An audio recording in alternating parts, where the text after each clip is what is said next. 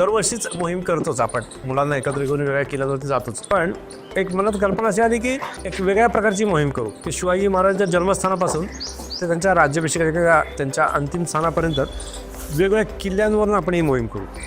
आणि आम्ही शिवनेरी ते रायगड अशा मोहिमेचं एक आयोजन त्याच्यामध्ये केलं की शिवनेरीला 19 फेब्रुवारीला सुरुवात करायची आणि 3 दिवसामध्ये 17 किल्ले आणि 750 किलोमीटर अंतर हे पार करून रायगडला पोहोचायचं. पण याच्या अगोदर आम्ही आता हे 3 दिवसामध्ये करायचं असल्यामुळे प्रत्येक किल्ल्यावर जाणं शक्य नव्हतं. किल्ल्याच्या पायथ्यानी आम्ही या काही किल्ल्यांवर गेलो, उदाहरणार्थ प्रतापगड वगैरे असं आहेत, पण काही किल्ल्यांच्या पायथ्यानीच यावं लागलं.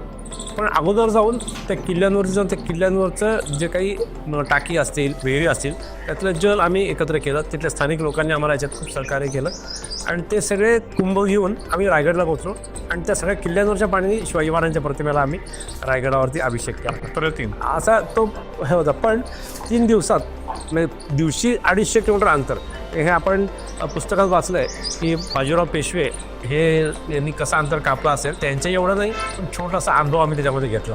ते त्या लढाईला जात होते. ते आपण ऐकतो गोष्ट की घोड्यावरती बसूनच ज्वारीचं कणीसाठी जेवण खायचं. आम्ही हे करताना खूप सोयीसुविधा त्या तुलनेत खूप होत्या, कारण जेवढं प्रवासी वाहनं होती, जेवणाची व्यवस्था होती, सगळं होतं. पण तरीसुद्धा 750 किलोमीटर एका दिवसामध्ये पार करणं, त्यातले घोडे आणि माणसं बदलली गेली. 3 दिवसात तुम्ही दिवसामध्ये हे सगळं पूर्ण केलं. या मोहिमेच्या सुरुवातीला 19 फेब्रुवारीला शिवजयंती असल्यामुळं किल्ल्यावरती मोठा कार्यक्रम असतो. मुख्यमंत्री दरवर्षी येतात. तर आम्ही मुद्दाम 8 तारखेला आदल्या दिवशी जाऊन महाराजांच्या जन्मस्थानाचं दर्शन घेतलं. पण पुढचा विषय होता ते ट्रॅफिकचा. त्यावेळेसचे मुख्यमंत्री होते विलासरावजी देशमुख. आम्ही हे घेऊन त्यांच्याकडे पोचलो आणि अशी मोहीम करतोय.